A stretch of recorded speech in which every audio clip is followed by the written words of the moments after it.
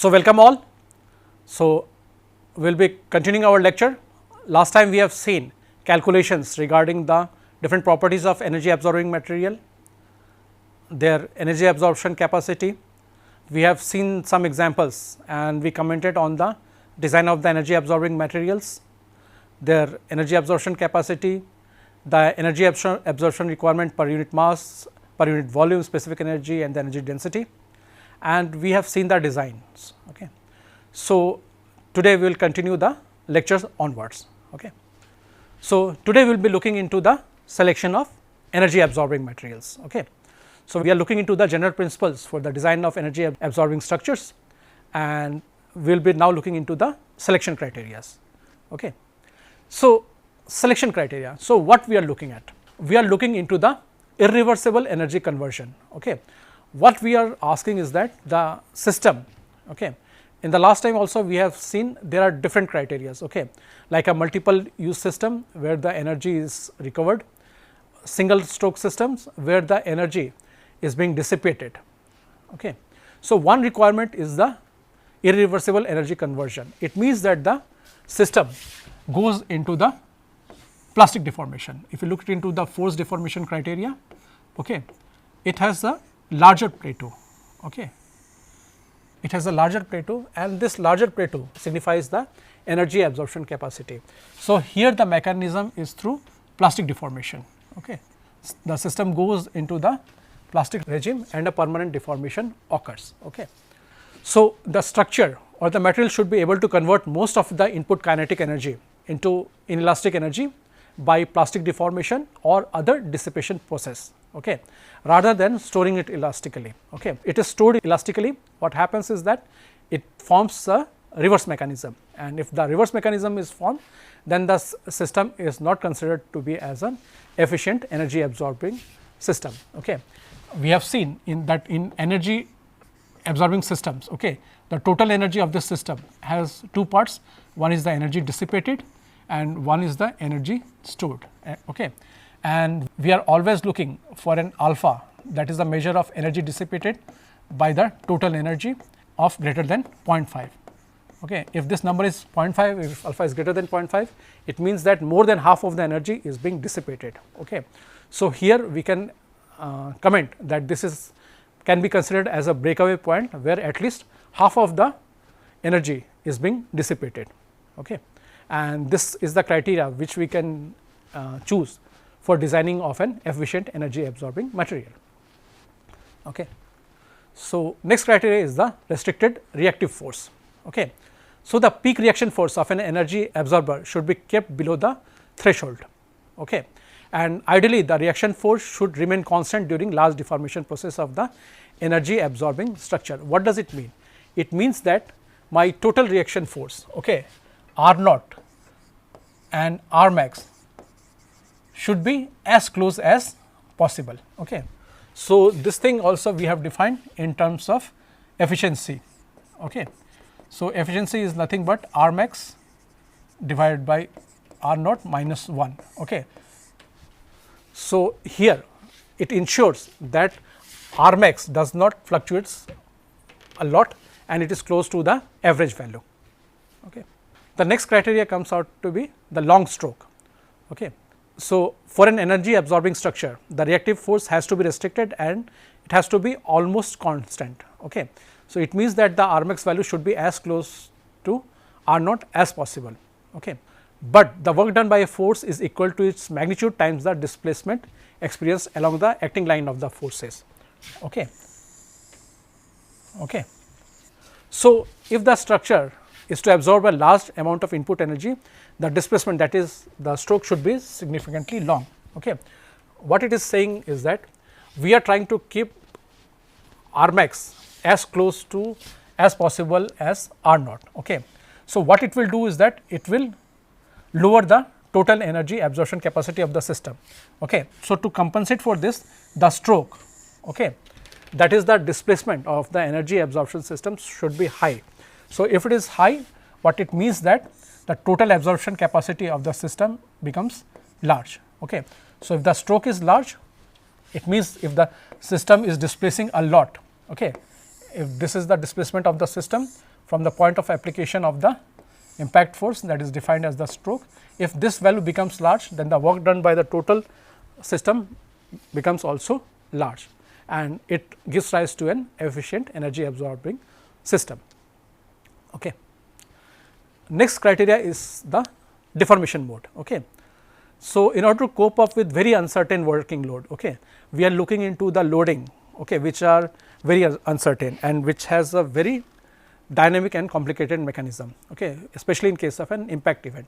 So, the deformation mode should be stable, okay, it should be predictive and it should be repetitive across n number of cycles. Okay. So, the deformation mode and the energy absorption capacity of the design structure should be stable and repeatable. It means that during repeated events, okay, or even during different events, okay, for different configurations, okay, it should be repeatable. Okay. Let us say if impact is occurring, okay, and we are having an axial type of system. Okay.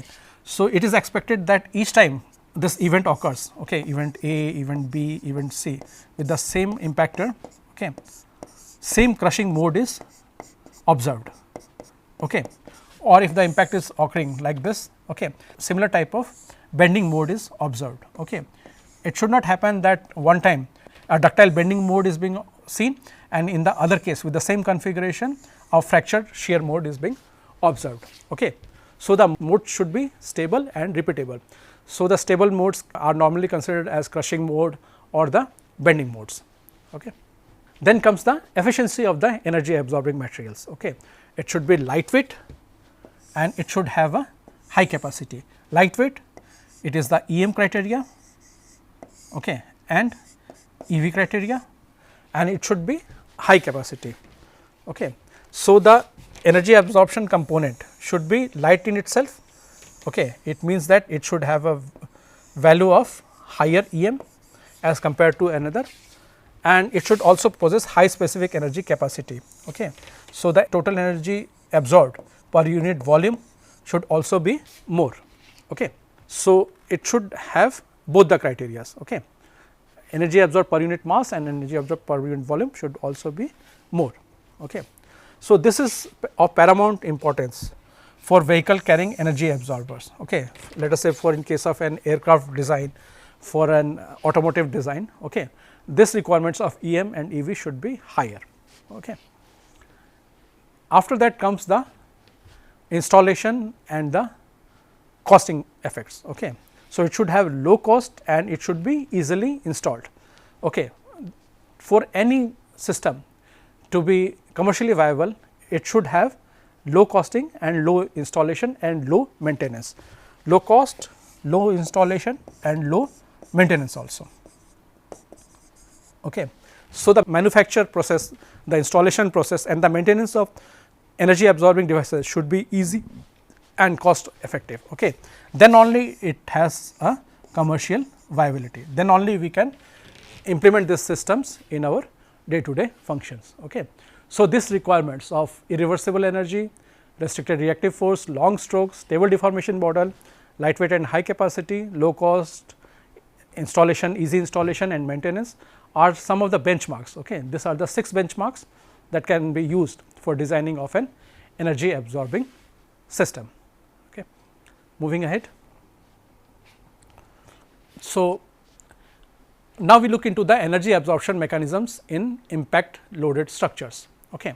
So, we looked into the plastic deformation. The structure undergoes permanent shape change, dissipating energy as the material yields. Okay. So, this we have been looking, and now we should be very much conversant about this principle. It means that the energy absorbing system or the energy absorber should have a higher plateau. Okay. And the area under this plateau will gives us a sense of the energy absorption capacity. Okay. So, this till here it is the elastic part, till here is the plastic part. Okay. So, the energy dissipated and the total energy. So, this should be at least more than half. Okay. Moving ahead, energy is absorbed when the material cracks, fractures or fragments under impact. Okay. So, these are the failure modes, okay, or these are the modes by which the energy is absorbed by the materials. Okay. due to the cracking in the concrete or due to the fracture in the metals, even due to the fragmentation, some part of the energy is absorbed by this mechanisms. Okay. Let us say we have a RCC beam, okay, and an impact energy occurs. Okay. Instantly there will be crack formation in the concrete. Okay. So, the some part of the energy will be absorbed by this cracks. As the impact process continues, okay, there might be breaking in the bar. The bar will eventually yield. First it will yield, okay. First yielding will occur. After yielding it will go into the plastic region, and after plastic region it will fracture. Okay. So, by this mechanism of the bar, okay, the energy will be absorbed. Okay. Also in the some parts there can be fragmentation. Okay. If this is a concrete block and an impactor happens, okay, there might be fragmentation in the tensile phase also. Okay. The other mechanisms, okay, the progressive collapse and buckling. Okay. So, these are the system collapses that occurs. Okay. So, the whole system should be designed to collapse in a stable and progressive manner, okay, and it should be such that it maximizes the total energy absorption capacity. Okay. So, what does it mean? Okay. Let us say we have a system, okay. We have designed a system. Okay. So, our goal is to design the system in such a way, okay, so that all the mechanisms, okay, or a very favorable mechanisms comes into picture, and that mechanism is stable. Okay. Let us say we are looking into this thing in a 2D fashion. Okay. So, let us say we have a system in 2D fashion. Okay. So, in this system, okay, if impact loading or any other type of loading occurs, okay, if the column tries to fail first, okay, then what will happen?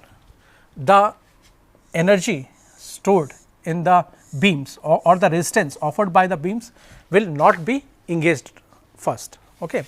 So, all the plastic hinges will be formed in the column itself. Okay.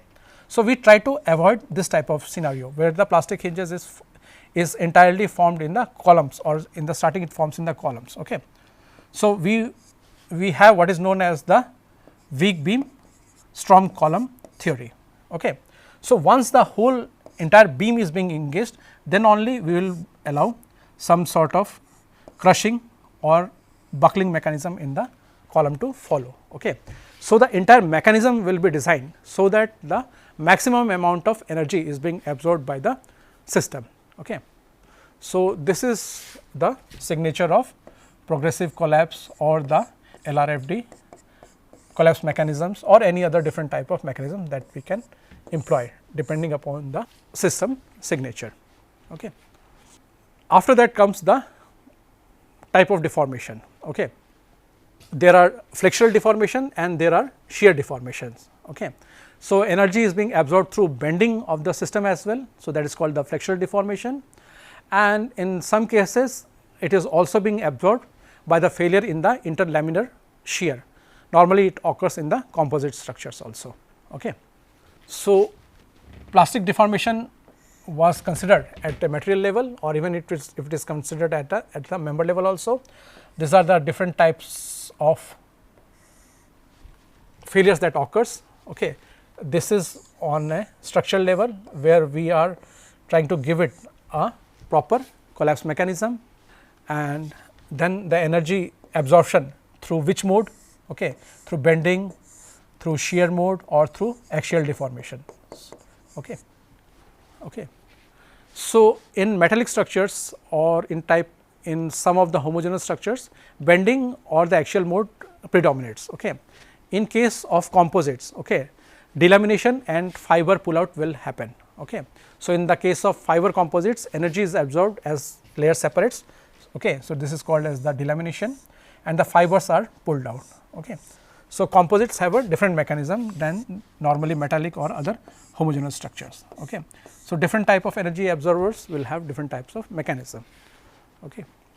The energy is also absorbed by local indentation and plugging. Okay. So, in this case we saw the crack also happening, So, in other cases, okay, so if denting occurs, okay, this localized failure occurs and shear plugging can also form. Okay. So, there are many mechanisms by which the energy is absorbed in a system. Okay. Then after that comes the behavior of the advanced material. Okay. So, advanced materials dissipate energy through internal damping or phase transition. Okay. So, this idea was very much used in the design of the dampers for buildings. Okay. So, in this things, okay, two significant mechanisms were dealt, okay, the electro-rheological dampers or ER dampers and magneto-rheological dampers, okay, or MR dampers. So, what happened in this system? In this system, what used to happen is that, so there is a viscous fluid. Okay. So, in a very plain or simple sense, we can say that we have taken a tube, okay, and filled with this type of viscous fluid. Okay. This is filled with a viscous fluid and its phase is fluidic. Okay. And here a coil is being wrapped around it. Okay. So, this system can be ER system also, electro-rheological fluids also, or MR system also, or magneto-rheological fluids also. So, what happened in this type of system is that when the current is passed through these circuits, okay, so due to the electric flux or the magnetic flux, okay, the state of this liquid inside this system got transitioned from fluid to semi viscous or viscous or even to a solid. Okay. So, there was a effect in the phase of this system. Okay. So, from fluid it went down to solid, okay, and due to the change in the state due to the phase transition, okay, this type of systems offered damping to whichever structural component it was added. Okay. So, these are the advanced materials which are also used as a damping materials, and two of the significant things are ER dampers or MR dampers, electro-rheological dampers or magneto-rheological dampers. Okay. So, moving ahead, here we have looked into the different type of damping systems. Okay. We have looked into the different type of damping systems and what are the signature required or what are the material requirements of this damping system. Now, we will look into the case study for the design of the energy absorption systems. Okay. We will look into the real life case study, we will put this knowledge into actual practice and we will see how this energy absorption systems are being designed. Okay. So, case study, first case study we will look into the development of a bridge bumper to protect vehicle girders from overhead collision impact. Okay. So, what was the problem statement? So, the problem statement was that the vehicles sometimes undergo structure which has a low clearance. Okay. And despite the warnings, despite whatever precautions are given, still due to human error or due to some other factors, this overhead vehicles, okay, plunge into the structures. Okay. So, what it does? The collision occurs, okay, and it causes fatalities and injuries. The driver or maybe the other persons driving some other vehicle nearby have some injury. Okay. Structural damage, there is a definite damage to the vehicle and there is a definite damage to the bridge also, bridge component also. Okay. And it again further leads down to expensive repairs. Okay. The deck, if it is being hit, it needs to be repaired, and this repair process are very lengthy and expensive. Okay. And that again causes a circular loop where the traffic is being impaired and the other factors comes into picture. Okay. Transportation disruption, the collision disrupt the transportation network and schedules. Okay. This bridge might be a part of a very important network considering the hospitals or any other defense installations. Okay. So, it considers a disruption of the transportation effect. Okay. And there is a impact on the community also. So, it negatively impacts the community's lifetime activities. More people are stuck into this type of traffic jams and their day to day life are being hampered. Okay. So, there is a need to address this problem. Okay.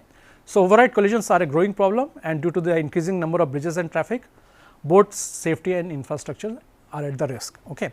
So, now what we will do is that we will try to design an energy absorption system for this type of event. Okay. So, this is the real life problem, and we are trying to tackle a real life problem where an impact event is occurring. Okay. So, we will see how to tackle it. Okay. So, these are the some of the data of the incidents. Okay. So, you can see collision is one of the important factors. Okay. Okay. So, the number of collapses of a bridge, okay, it occurs due to flooding, it occurs due to scouring, and the third important thing is collision. Okay.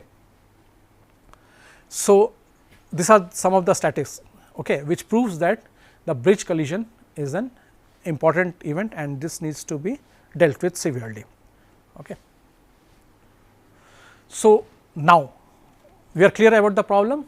Now, how to design for it. Okay. So, what are the factors that will impact the collision severity? Okay. So, the vehicle speed is going to affect the collision severity, vehicle height is going to impact the collision severity, okay. Bridge type. Okay. So, if it is steel bridge, if it is RCC bridge, if it is pre-stressed bridge, precast bridge, okay. These are also the important factors. Okay. The vertical clearance that is already existing in the bridges. Okay. If it is has a low clearance, it increases the collision risk. The angle by which the vehicle is going to impact the bridge. Okay. If the bridge is something like this, if the vehicle is coming head on, the severity will be more. If the bridge is at a certain angle and the road is crossing like this, the severity of the impact might be less. Okay. So, this angle also affects the severity of the impact. Traffic volume, the number of vehicles plying on this area, okay. How many vehicles are susceptible to hit the bridge. Detection systems, what type of systems has been applied in order to circumvent the likelihood of the collision. Okay. Driver intentions, that is the human factor that comes into picture in an collision event, okay. And the age of the bridge. Okay. If the bridge is old, it will be more vulnerable to the collision event, and if it is new bridge, then it will have more strength. Okay. It will be designed as per the current codal provisions, and it will be more resilient to the vehicle collision event. Okay. So, these are the factors which needs to be accounted before designing the energy absorption system. Okay. So, existing protection and prevention system. So, this thing we can take, okay, for other type of collision events also, not only the overhead vehicle collision, but collision that is occurring on the bridge piers, or the collision occurring on the vehicles by another vehicle, and other type of systems also. Okay. So, here we can see, we can take it as a generic protection system also. Okay. So, routing procedures. So, there can be routing procedures specific to this case, or there can be routing procedure in general also. So, routing procedures specific to this case will prohibit oversized vehicles on certain roads, okay. And most of the times it is considered inefficient, because due to the human intention and the other factors, these things are normally not being respected, and it is normally violated also. Warning systems, okay. Again, the warning system comes into place for different type of events also. Okay. Not only the overhead vehicle collision system, but other type of collisions, vehicle peer collision, vehicle to vehicle collisions. Okay. So, proper signage, proper lighting, proper detection system, okay, will of course try to reduce this type of events, catastrophic events also, but most of the times they are costly, and sometimes due to the energy requirements, okay, they becomes unreliable. Okay. Then comes the clearance augmentation. Okay. This thing is specific to this problem, this case study, where we can raise the bridge using steel pedestals. Okay. What will happen is that if we try to do this, if we try to raise the bridge, sometimes it can become structurally unstable, okay, under lateral loading conditions, okay, and its installation is also very costly. Okay. Last thing what we can do is that we can apply the impact absorbers. We can apply impact absorbers for this particular case study, and same type of impact absorbers or filling in the same methodology, different type of impact absorbers can be determined for the other things also. Okay. Like we have seen the impact absorbers for guardrails, okay, crash barriers, pedestals and so on and so forth. Okay. So, what we can do is that we can put devices attached to the girders and they have a limited capacity for major impacts. Okay. So, what was the solution? We tried to design what is called as a bridge bumper. Okay. So, as none of the existing solution provided complete protection for the bridge girders, so there was a need for a practical cost effective solution and that was implemented by a bridge bumper. Okay. So, the concept of the bridge bumper. So, the concept of the bridge bumper was same as we are using in all of the energy absorbing materials. You saw in the case of the jackets. Okay. First of all, there was a hard plate and then there was soft energy absorbing material. Okay. The concept of the hard plate was to dissipate the energy over a larger area and the soft component, okay, its use was to absorb this amount of energy in terms of the plastic energy. Okay. So, this was the concept of a hard plate and the soft plate. Okay. So, here the hard plate we are calling it as a stiff guard, which was this material, and the energy absorbing material that was inside the layer. Okay. So, this was the concept of a bridge bumper. Okay.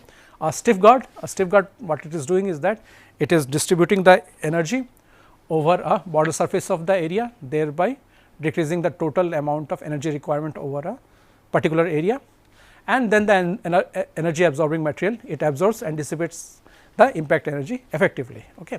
So, this was a very simple concept borrowing from the other fields and that was used to design for the protection of the bridges for the overhead collision measures, and it was called a bridge bumper. Okay.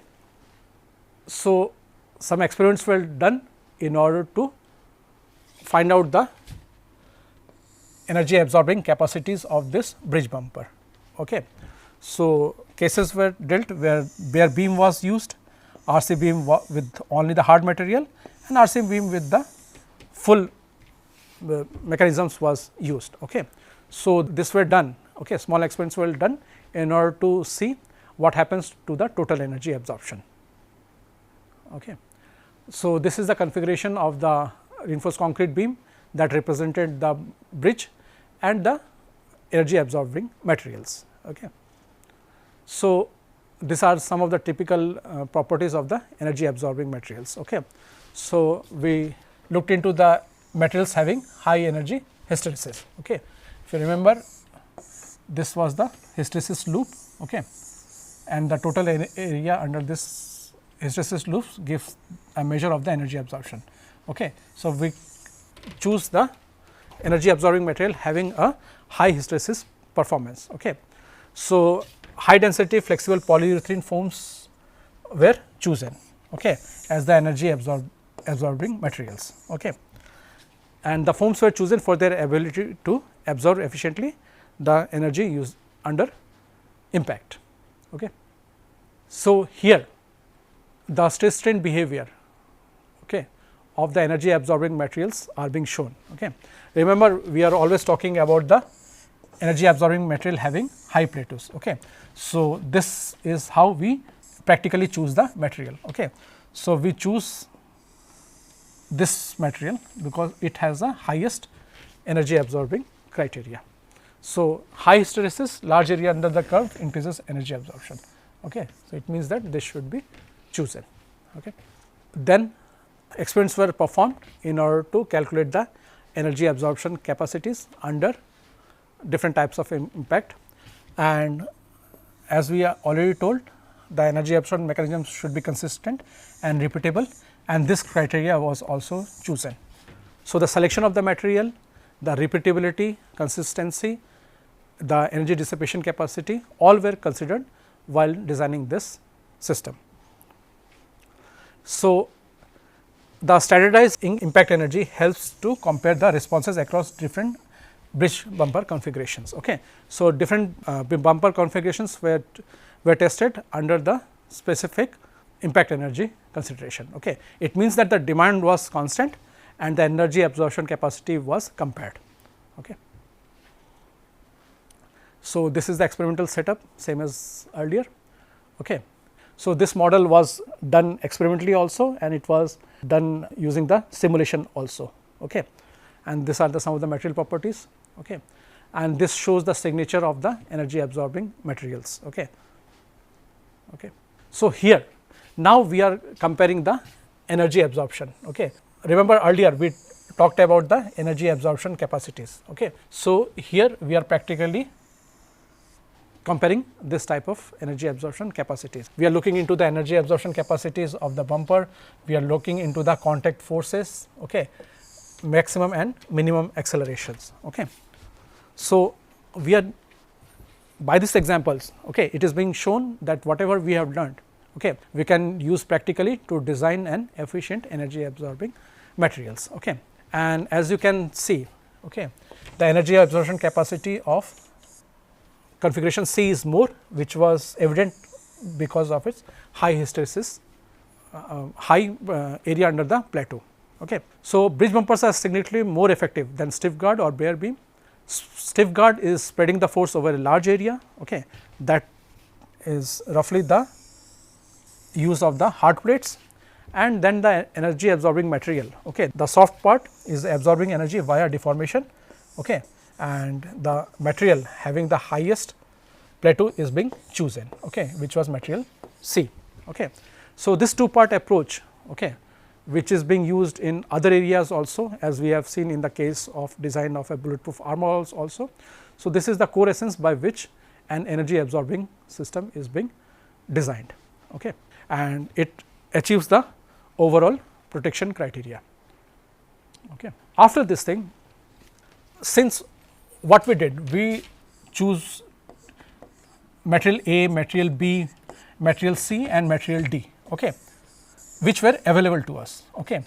Now, we moved one step ahead, okay, and we said that we can design the material also, which will give us the maximum performance. Okay. So, for doing this thing, we kept the properties of the material as variables, okay, and we were trying to look into the configuration in which the highest performance is being obtained and the corresponding material properties which will be required to achieve those things. Okay. So, our objective was to minimize maximum tensile and compressive stresses in the RC beam. Okay. The bridge, okay, the bridge should see minimum amount of tensile or compressive stresses. Okay. So, this is how we are doing the optimization, okay, and we were trying to make the material, okay, or trying to get the properties of the material such that our performance of the system is maximized. Okay. So, we used a de-optimal scheme in order to make this thing, and we created a response surface. Okay. So, the response surface was created with input as the variables. Okay. So, using this thing, okay, if you can look into the points, okay, we will see that this thing gives us the maximum optimized points. Okay. Okay. So, here using this type of response surface methodology, we got the optimized value of the variables. Okay. So, it is seen that if we use a material which is close to this configuration, okay, so if we can find a material X, okay, which has this configuration, okay, or which has this properties, our responses will be optimized more. Okay. The system will be more efficient. Okay. If we can find a material which has this properties. Okay. So, this is the configuration of the optimized bridge bumper. Okay. So, this is a practical example. Okay. This is a practical example of this energy absorption system applied to a full scale system. Okay. So, here we are showing the application of this thing to a full scale study. So, we have taken the mass of an oversized truck as 10,000 kgs, okay. It means 10 tons, okay, or roughly 5 heavy cars. Okay. So, each car roughly weighs around 2 tons. Okay. So, this truck weighs around the combined energy of 5 cars. Okay. The maximum permissible velocity on many highways is around 70 miles an hour. Okay. So, it is around 110 kilometer per hour. Okay. So, we have taken the demand as the vehicle moving at a velocity of having a mass of 10 tons and moving with a velocity of 110 kilometer per hour. Okay. So, the energy requirement is this much, 4.9 into 10 to the power 6 Newton meter.